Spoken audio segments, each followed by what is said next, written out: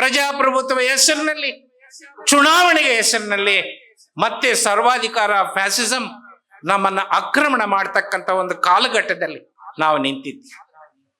ಆ ಯುವ ಜನಾಂಗದಲ್ಲಿ ಹಿಮ್ಮೆಟ್ಟಿಸುವಂತ ಒಂದು ಸಣ್ಣ ಪ್ರಮಾಣದ ಕಿಚ್ಚನ್ನ ಮೆಮೊರಬಲ್ ಟ್ರಯಲ್ಸ್ ಮಾಡಿದರೆ ನಾನು ಮಾಡಿದ ಕೆಲಸಕ್ಕೆ ಸಾರ್ಥಕ ಎಂದು ನಾನು ಸಮಾಧಾನ ಪಟ್ಕೊಳ್ತೀನಿ.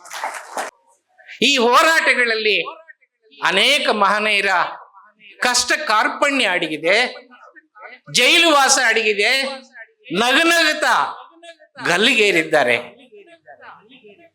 ಪೊಲೀಸರ ಗುಂಡಿಗೆ ಎದೆಯನ್ನು ಕೊಟ್ಟಿದ್ದಾರೆ. ಇಂತಹ ತ್ಯಾಗವನ್ನ ಯುವ ಜನಾಂಗಕ್ಕೆ ಇವತ್ತು ಯಾರು ಹೇಳ್ತಾ ಇದ್ದಾರೆ? ನಮ್ಮ ಶಿಕ್ಷಣ ಹೇಳ್ತಾ ಇದೆಯಾ? ಪೋಷಕರಾಗಿ, ತಂದೆ ತಾಯಿಗಳಾಗಿ ನಮ್ಮ ಮನೆಯಲ್ಲಿ ನಮ್ಮ ಮಕ್ಕಳಿಗೆ ನಾವು ಹೇಳ್ತಾ ಇದ್ದೀವ? ನಮ್ಮ ಸುತ್ತಮುತ್ತ ಇರ್ತಕ್ಕಂಥ ಸಮಾಜ ಹೇಳ್ತಾ ಇದೆಯಾ? ಅದು ಹೇಳೋದು ಬೇಡವಾ?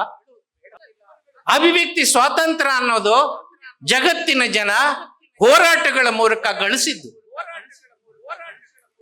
ಇವತ್ತು ನಿಮ್ಮ ಅಭಿಪ್ರಾಯ ಮುಕ್ತವಾಗಿ ಹೇಳಿಕೊಳ್ತಕ್ಕಂಥ ಅವಕಾಶ ನಿಮಗಿಲ್ಲ, ವಿಮರ್ಶೆ ಮಾಡುವ ಅವಕಾಶ ಇಲ್ಲ, ಟೀಕೆ ಮಾಡುವ ಅವಕಾಶ ಇಲ್ಲ, ಪ್ರಶ್ನೆ ಮಾಡುವ ಅವಕಾಶ ಇಲ್ಲ. ಒಂದು ವೇಳೆ ನೀವು ಏನಾದರೂ ಆ ರೀತಿ ಮಾಡಿದ್ರೆ ನಿಮ್ಗೆ ಜೈಲ್ಗಟ್ತಾರೆ, ಕೇಸ್ ಹಾಕ್ತಾರೆ, ವಿಚಾರಣೆ ಇಲ್ಲದೆ ಜೈಲಿನಲ್ಲಿ ವರ್ಷಗಟ್ಟಲೆ ಕಳೀತಾರೆ. ಸಾಲದು ಅಂತ ಎನ್ಕೌಂಟರ್ ನಲ್ಲಿ ಸಾಯಿಸ್ತಾ ಇದ್ದಾರೆ. ಪ್ರಿವೆಂಟಿವ್ ಡಿಟೆನ್ಷನ್ ಕಾಯ್ದೆಗಳನ್ನ ಬಳಸಿ, ಸೆಡಿಷನ್ ಅನ್ನ ಬಳಸಿ, ಕ್ರಿಮಿನಲ್ ಡೆಫಾಮೇಷನ್ ಅನ್ನ ಬಳಸಿ, ಕ್ರಿಮಿನಲ್ ಕಂಟೆಂಪ್ಟ್ ಆಫ್ ಕೋರ್ಟ್ ಅನ್ನ ಬಳಸಿ ಇವತ್ತಿಗೂ ಕೂಡ ನಿರ್ದೋಷಿಗಳನ್ನ ಬಂಧಿಸಿ ಜೈಲಿಗೆ ಅಟ್ತಾ ಇದ್ದೀವಾ ಇಲ್ವಾ? ವಿಚಾರಣೆ ಇಲ್ಲದೆ ಅವರನ್ನ ಕೊಲೆ ಆಗ್ತಾ ಇದ್ದೀವಾ ಇಲ್ವಾ?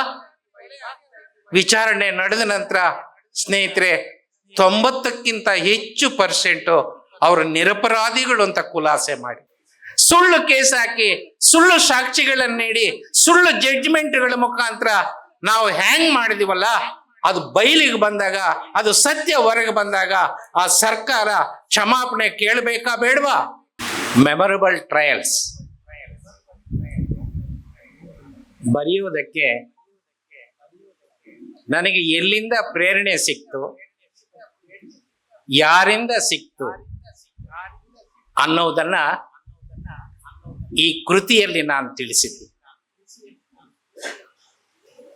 ಈ ಪುಸ್ತಕನ ಬರೆಯೋದಕ್ಕೆ ನನಗೆ ಸಹಾಯ ಮಾಡಿದ, ಸಾಥ್ ನೀಡಿದ ಎಲ್ಲ ಆತ್ಮೀಯರನ್ನೂ ಸಹ ನಾನು ಈ ಕೃತಿಯಲ್ಲಿ ಸ್ಮರಿಸಿದ್ದೇನೆ. ಅದನ್ನ ನಾನು ಮತ್ತೆ ರಿಪೀಟ್ ಮಾಡೋಕ್ ಹೋಗಲ್ಲ. ಇಂತಹ ಕೃತಿಯನ್ನ ಜನಾರ್ಪಣೆ ಮಾಡೋದಕ್ಕೆ ಅನೇಕ ರಾಜಕೀಯ ಒತ್ತಡಗಳ ಮಧ್ಯೆಯೂ ಬಿಡುವು ಮಾಡಿಕೊಂಡು ಅದಕ್ಕಿಂತ ಹೆಚ್ಚಾಗಿ ಮನಸ್ಸು ಮಾಡಿ ಬಂದಿರತಕ್ಕಂಥ ಸಿದ್ದರಾಮಯ್ಯನವರಿಗೆ ನಾನು ಕೃತಜ್ಞತೆಯನ್ನು ಸಲ್ಲಿಸ್ತೇನೆ.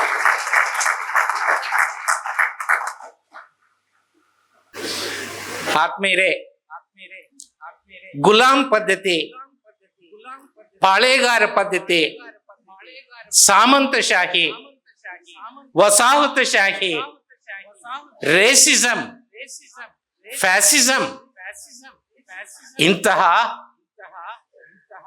ಅಮಾನವೀಯ ಮೌಲ್ಯಗಳನ್ನ ನಾವು ಹಿಮ್ಮೆಟ್ಟಿಸಿದ್ವಿ.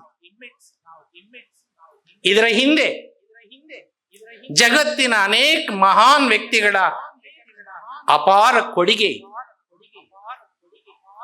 ಈ ಕೃತಿಯಲ್ಲಿ ಕೆಲವು ದಾರ್ಶನಿಕರ ಕೊಡುಗೆಯನ್ನ ನಾನು ದಾಖಲು ಮಾಡಿ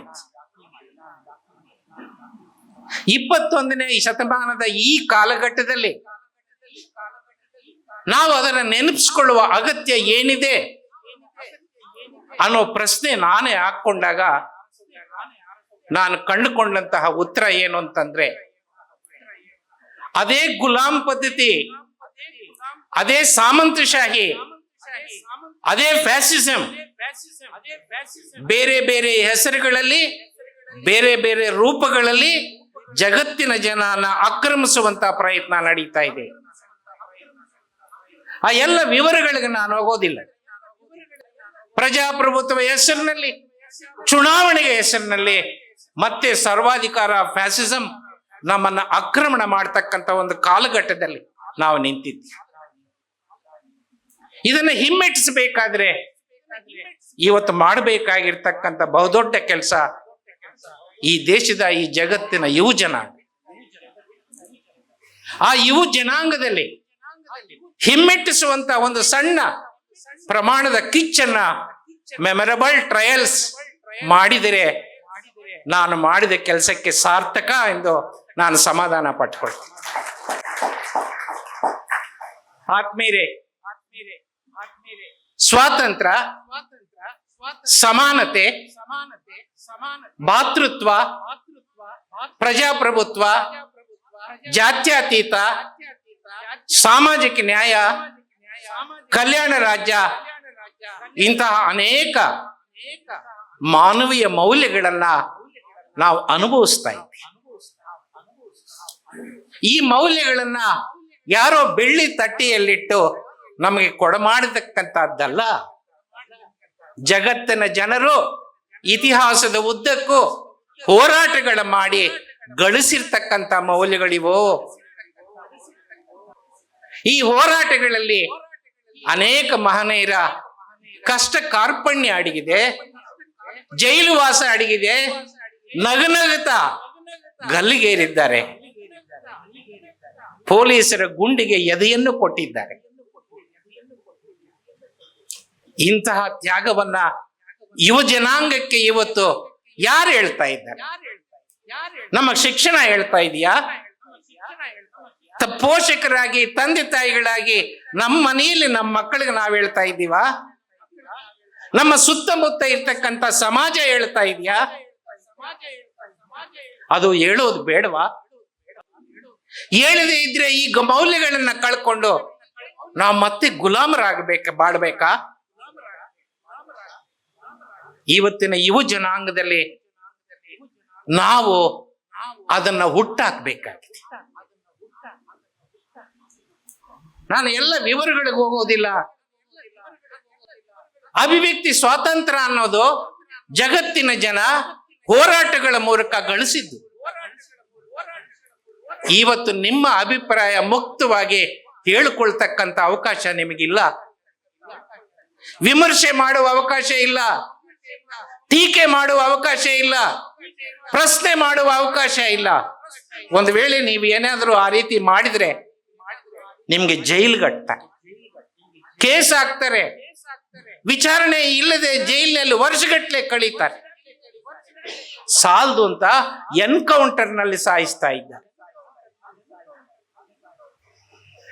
ಇಂತಹ ಒಂದು ಕಾಲಮಾನದಲ್ಲಿ, ಇಂತಹ ಒಂದು ಪರಿಸ್ಥಿತಿನಲ್ಲಿ ನಾವು ಗಳಿಸಿದ್ದನ್ನ ಉಳಿಸ್ಕೋಬೇಕಾ? ನಾವು ಗಳಿಸಿದ್ದನ್ನ ಕಳ್ಕೋಬೇಕಾ? ನಾವು ಗಳಿಸಿದ್ದನ್ನ ಉಳಿಸ್ಕೋಬೇಕು ಅಂತ ಅನ್ನೋದಾದ್ರೆ ಇವತ್ತು ಯುವ ಜನಾಂಗನ ನಾವು ತಯಾರು ಮಾಡಬೇಕು. ಇವತ್ತಿನ ಯುವ ಜನಾಂಗಕ್ಕೆ ಮೆಮೊರಬಲ್ ಟ್ರಯಲ್ಸ್ ಒಂದು ಪ್ರೇರಣೆ ಆದ್ರೆ ಅದಕ್ಕಿಂತ ಸಂತೋಷ ನನಗೆ ಬೇರೊಂದಿಲ್ಲ. ಈಗಾಗಲೇ ಪ್ರಕಾಶ್ ರಾಜ್ ಅವರು ಹೇಳ್ದಂಗೆ ನಾವು ಮಾಡಿದ ಕಾನೂನುಗಳನ್ನೇ ಬಳಸಿ, ನಾವು ರಚಿಸಿದ ನ್ಯಾಯಾಲಯಗಳನ್ನೇ ಬಳಸಿ, ನ್ಯಾಯಾಂಗದ procedure, due process of law, ಇವುಗಳನ್ನೇ ಬೆಳೆಸಿ ನಮ್ಮ ತೀರ್ಪುಗಳ ಮುಖಾಂತರ ಜಗತ್ತಿನ ಹೋರಾಟಗಾರರನ್ನ, ಚಿಂತಕರನ್ನ, ದಾರ್ಶನಿಕರನ್ನ ಗಲ್ಲಿಗೇರಿಸಿದವಲ್ಲ. ಇವತ್ತೇನಾದ್ರೂ ಅದು ನಿಂತಿದೆಯಾ ಅನ್ನೋ ಪ್ರಶ್ನೆ ನಾವು ಹಾಕೊಂಡಾಗ ಪ್ರಿವೆಂಟಿವ್ ಡಿಟೆನ್ಷನ್ ಕಾಯ್ದೆಗಳನ್ನ ಬಳಸಿ, ಸೆಡಿಷನ್ ಅನ್ನ ಬಳಸಿ, ಕ್ರಿಮಿನಲ್ ಡೆಫಾಮೇಷನ್ ಅನ್ನ ಬಳಸಿ, ಕ್ರಿಮಿನಲ್ ಕಂಟೆಂಪ್ಟ್ ಆಫ್ ಕೋರ್ಟ್ ಅನ್ನ ಬಳಸಿ ಇವತ್ತಿಗೂ ಕೂಡ ನಿರ್ದೋಷಿಗಳನ್ನ ಬಂಧಿಸಿ ಜೈಲಿಗೆ ಅಟ್ತಾ ಇದ್ದೀವ ಇಲ್ವಾ? ವಿಚಾರಣೆ ಇಲ್ಲದೆ ಅವರನ್ನ ಕೊಳೆ ಹಾಕ್ತಾ ಇದ್ದೀವ ಇಲ್ವಾ? ವಿಚಾರಣೆ ನಡೆದ ನಂತರ ಸ್ನೇಹಿತರೆ 90ಕ್ಕಿಂತ ಹೆಚ್ಚು ಪರ್ಸೆಂಟ್ ಅವರು ನಿರಪರಾಧಿಗಳು ಅಂತ ಖುಲಾಸೆ ಮಾಡಿ, ಈ ಪ್ರಕ್ರಿಯೆಯಲ್ಲಿ ಈ ನೋವಿಗೆ ವಿಕ್ಟಿಮ್ಸ್ ಏನಿದ್ದಾರೆ ಅವರಿಗೆ ವಯಸ್ಸು ಕಳೆದೋಯ್ತು, ಕೆರಿಯರ್ ಹಾಳಾಯ್ತು, ಬಂಧು ಬಳಗದಿಂದ ದೂರ ಆದರು, ಎಲ್ಲ ಮಾನವೀಯ ಹಕ್ಕುಗಳನ್ನು ಅನುಭವಿಸಿಂದ ವಂಚಿತರಾದರು, ಅನೇಕ ಕಷ್ಟ ಕಾರ್ಪಣ್ಯಗಳನ್ನು ಅನುಭವಿಸಿದ್ರು. ಇದಕ್ಕೊಂದು ಕೊನೆ ಆಡಬೇಕಾ ಬೇಡವಾ? ಅದಕ್ಕೊಂದು ಚರ್ಚೆ ಆಗ್ಬೇಕಾ ಬೇಡವಾ? ಪ್ರಜಾಪ್ರಭುತ್ವ ಚೌಕಟ್ಟಲ್ಲಿ ಒಂದು ಚರ್ಚೆ ಆಗ್ಬೇಕಾ ಬೇಡವಾ? ಅಂತಹ ಒಂದು ಚರ್ಚೆ ಮೆಮೊರಬಲ್ ಟ್ರೈಸ್ ಹುಟ್ಟಾಕಿದ್ರೆ ನನ್ನ ಕೆಲಸಕ್ಕೆ ಸಾರ್ಥಕ ಅಂತ ನಾನು ಭಾವಿಸ್ತೇನೆ.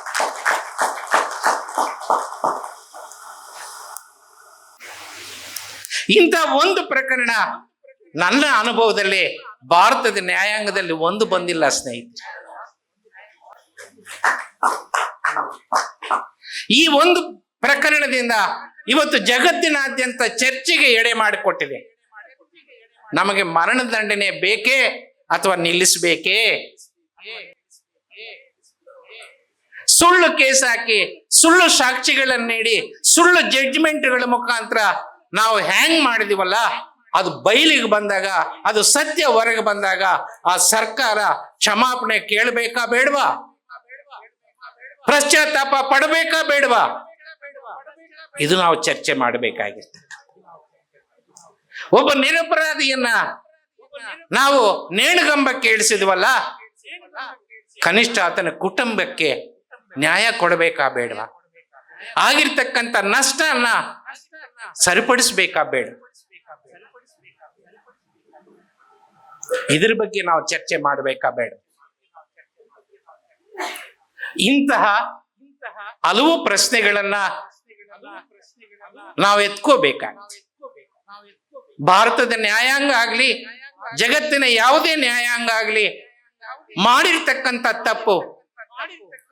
ತಪ್ಪು ಅಂತಕ್ಕಂಥ ಅರಿವಾದಾಗ ಅದಕ್ಕೆ 10 ವರ್ಷ ಆಗ್ಲಿ, 50 ವರ್ಷ ಆಗ್ಲಿ, 500 ವರ್ಷ ಆಗ್ಲಿ ಸರಿಪಡಿಸ್ತಕ್ಕಂಥ ಮನಸ್ಥಿತಿ ನಮ್ಮ ನ್ಯಾಯಾಂಗ ಪ್ರದರ್ಶಿಸಬೇಕಾ ಬೇಡವಾ?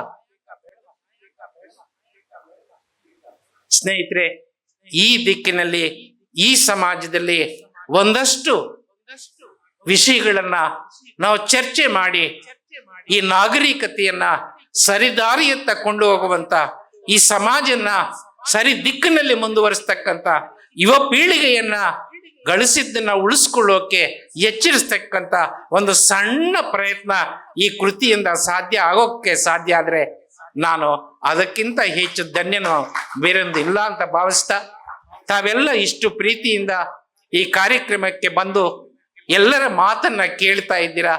ನಿಮಗೆ ಅನಂತ ಅನಂತ ವಂದನೆಗಳನ್ನು ಸಲ್ಲಿಸಿ ನನ್ನ ಮಾತನ್ನು ಮುಗಿಸ್ತಾ ಇದ್ದೀನಿ. ನಮಸ್ಕಾರ. Sir is bringing out this beautiful book, that Memorable Trails, which is elaborating or which is explaining all the trails which have left a mark on the history. By reading this book, children and even we can understand what was the impact of truth and justice on the history, and how we can take it we can dare to face the truth. Nowadays, whenever we see the children around us or the people around us, if we see the papers or news, everywhere we see most of the things will be about the negative news we are going to come. Why? Because people are not working on their conscience. How human beings are different from normal animals. Man is a social animal. Why we call man and human beings as social animals? Because they have conscience. We have the conscience. We can identify the difference between good and bad, which leads to the morality. And when we were small, and in previous days, school used to have moral education. This moral education would cater that need. But the modern education, which have no doubt we are creating the success in career, in wealth and everywhere. But somewhere that moral education should be instilled in the children. And I think this book will be the guiding light for that gap to be filled in the schools, or the children to get aware about the morality. Whoever accepts it or not, truth will always remain truth. This capacity to speak the truth and to follow the truth should be kindled. This fire of truth should be kindled among the children. So the books like these will be the memorable things and the guiding light for the children and the students and the youth who can follow the path of light and truth. Integrity, the integrity by which we should work, or the path of integrity on which we should work. ನಮ್ಮ ಕಾರ್ಯಕ್ರಮಗಳನ್ನು ನೀವು ನೋಡ್ತಾ ಇದ್ರೆ ನಮ್ಮ channel ಅನ್ನ subscribe ಮಾಡಿ, ಪಕ್ಕದ bell icon ಒತ್ತಿ ನಮ್ಮನ್ನ ಬೆಂಬಲಿಸಿ. ಹಾಗೆ ನಮ್ಮ ಕಾರ್ಯಕ್ರಮಗಳನ್ನ ಲೈಕ್ ಮಾಡಿ, ಕಮೆಂಟ್ ಮಾಡಿ, ಅದನ್ನ ಬೇರೆಯವರಿಗೂ ವಾಟ್ಸ್ಆಪ್ ಮೂಲಕ ಶೇರ್ ಮಾಡಿ. ನೀವು ಹೀಗೆ ಮಾಡಿದಾಗ ನಮ್ಮ ಚಾನೆಲ್ ಇನ್ನಷ್ಟು ಮತ್ತಷ್ಟು ಜನರಿಗೆ ತಲುಪಲು ನೀವು ನಮ್ಮೊಂದಿಗೆ ಸಹಕರಿಸಿದ ಹಾಗಾಗುತ್ತೆ. ಇದು ನೀವು ಯಾವುದೇ ಖರ್ಚಿಲ್ಲದೆ ಕೆಲವೇ